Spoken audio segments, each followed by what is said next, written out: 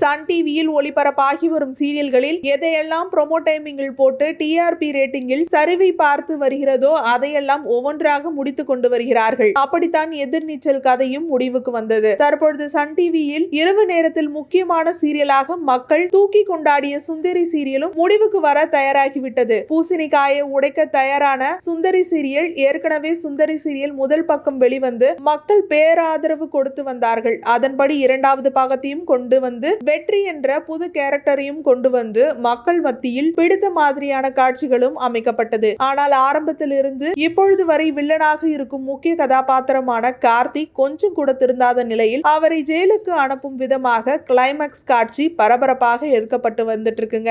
அடுத்ததாக சுந்தரி சீரியலுக்கு பதிலாக 3 முடிச்சு சீரியல் புதுசாக வரப்போகிறது. இதில் விஜய் டிவியில் ஈரமான ரோஜாவை நாடகத்தில் பிரியா கேரக்டரில் நடித்த சுவாதி தான் ஹீரோயினாக நடிக்கிறாங்க என்பது குறிப்பிடத்தக்கது.